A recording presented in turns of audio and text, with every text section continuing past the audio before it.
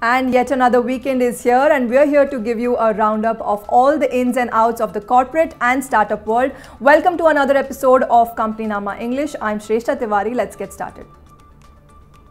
Vedanta Limited and Taiwan's Foxconn will invest close to 1.5 lakh crore rupees under the pact signed on 13th of September to set up a semiconductor project in Gujarat, which is Indian Prime Minister Narendra Modi's home state. The joint venture also obtained subsidies including capital expenditure and subsidized electricity from Gujarat government. Vedanta said that this plant is expected to start production in 2 years, and in the next 4 to 5 years, this project is expected to break even. On September 14th, the stock of Vedanta closed with a splendid gain of about 10%.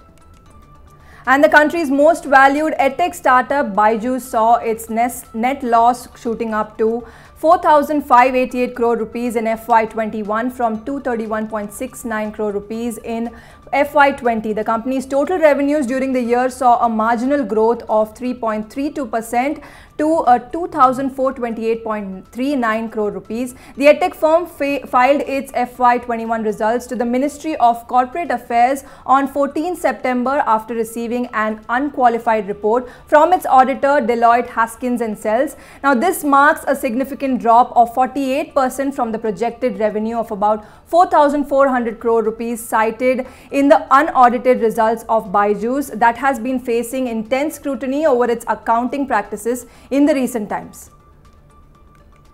After software services company Wipro, its Bengaluru-based rival Infosys has also taken a stance on Moonlighting. The company has warned its employees that dual employment is not permitted and that any violation of the contract clauses will trigger disciplinary action, which would even cause or lead to termination of employment. Soon after Infosys and Wipro, IBM India too on 14th of September said that employees doing two jobs may land into trouble and referred to moonlighting as an unethical practice. The debate on moonlighting came into the picture after food tech company Swiggy allowed its employees to take up side gigs as long as they didn't affect their regular and full-time work at the company.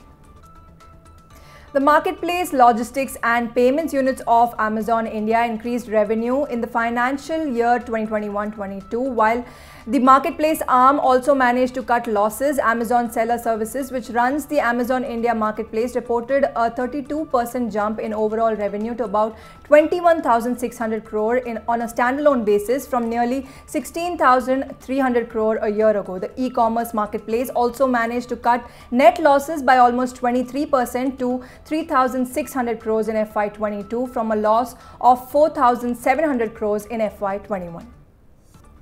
After completing the acquisition of soft drink brand Campa, Reliance Retail is looking to add more fast-moving consumer goods brands to its portfolio, and the company this time is expected to sign a joint venture agreement with AGE India, the maker of carbonated beverage brand Big Cola, besides acquiring Indore-based Akash Namkeen Private Limited as well. It is also in talks with several regional and local brands to help them expand their operations across modern and general trade in India, as per sources. Air India unveiled a comprehensive transformation 5-year plan called Vihaan.ai on 14th of September to focus on its growing network and fleet, revamping its customer proposition, enhancing reliability and on-time performance after its recent acquisition by the Tata Group. The Tata Group owned Air India has targeted a share of at least 30% of the domestic market over the next 5 years as it looks to rebuild its reputation after years of losses at the former state-run carrier and significantly growing the international routes from the present market share in the next 5 years. Air India said that its 5-year plan has been developed after extensive feedback from its employees on their aspirations and hopes for the airline's growth. And according to sources, the Tata Group has made an offer for a stake in India's largest packaged water company, Ramesh Chauhan-owned Bisleri International. The talks were apparently initiated by the Tata Group FMCG arm TCPL. Now, as per experts, while the deal is in a very preliminary stage, but if it does get finalized, then it would give the Tatas a massive foothold in the packaged drinking water across the entry level, mid-segment and premium packaged water categories, and a ready-to-go market network across retail stores, hospitality industry, chemist and institutional channels, since Bisleri mineral water leads across each of these channels. A meeting has been called with the shareholders and creditors on October 11th for the merger of PVRInox with the intention of creating the country's largest multiplex channel with 1,500 plus screens. The important meeting has been called after the merger of both the companies was approved by the NCLT's Mumbai bench. The merger was announced by both the companies on 27th March 2022, which was approved by the stock exchanges in June itself. Recently, CCI rejected a complaint that had come against the proposed merger of multiplex chains, saying apprehension of likelihood of anti-competitive practices by the entity cannot be a subject of probe. And over to our special segment On the Radar, where we update you on all those corporates that are surrounded by controversies. Let's find out which are those companies that were on the radar this week. Anil Ambani's Reliance Infrastructure on 13th of September filed a 13,400 crore rupees claim before the Mumbai Center for International Arbitration of an alleged breach of terms in a deal involving the sale of its Mumbai power distribution business to Gautam Adani's company Adani Transmission. The 2017 deal had involved the transfer of Reliance Infra's Mumbai power distribution business to Adani Transmission. However, Reliance Infra has now alleged that the Adani Group entity had breached the agreement and terms of the 2017 agreement. Adani Group had initiated arbitration on one specific dispute under the share purchase agreement in December 2021 with a claim for just 500 crore rupees. On September 12, Reliance Infra's stock closed with a gain of more than 7% and Adani Transmission stock closed with a strength of about 1.5%. Investors who attempted to participate in last week's 2,050 crore rupee share sale in India's largest airline Indigo were left empty-handed due to a feature of the country's trading rules that has long been a source of frustration for institutional fund managers. We're talking about slippage here, and slippage occurs when a block trade entered in the main market system encounters a higher price bid, which is filled first, leaving some of the intended buyers without any stock. As a result of slippage, none of the investors lined up by the banks working on billionaire Rakesh Gangwal's sale of part of his family's stake in Indigo got any shares in the block trade.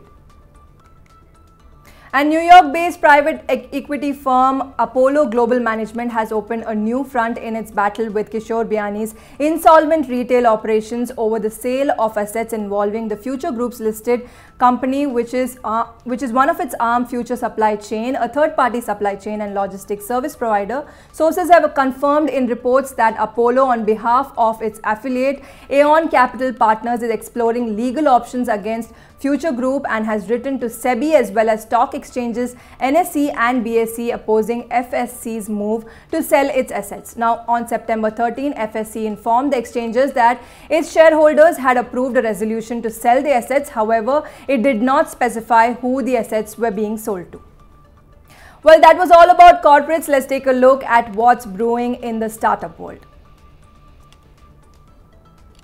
Facebook parent Meta will incubate 40 early-stage extended reality startups from India and provide a grant of 20 lakh rupees to each as part of a new accelerator called XR Startup Program in collaboration with the Ministry of Electronics and IT. Meta will also conduct a grand challenge for individual innovators from different sectors including education, healthcare, gaming and entertainment, agri-tech, tourism and climate. Initially, 80 innovators will be shortlisted for a boot camp, out of which 16 will get a grant of 20 lakh rupees each to develop a minimum viable or MVP product or prototype. Now, blame it on the investor complaints or recent reports of opaque accounting. The capital market regulator Sebi is taking a close look at how private equity houses and venture capital funds value the startups and unicorns that they bankroll. Artificially inflated valuations of any company help the fund manager by misleading existing and new investors to raise more money from them when a startup raises capital in the next round. Now, which is why Sebi is seeking transparency in valuation of startups. According to the ET report, Sebi has asked a large number of funds to disclose their valuation practices, qualification of the valuer, any significant change in the valuation methodology in the past 3 years, among other things. Well, that's all on this week's Companynama English, but if you want to watch our other exclusive shows on a daily basis like Money Central, where you get a detailed 360-degree analysis of all the current affairs taking place in the business world, then download the Money9 app, which is available on both Google Play Store and App Store. See you again next week with more updates from both corporate and startup world. Until next time, stay tuned to Money9.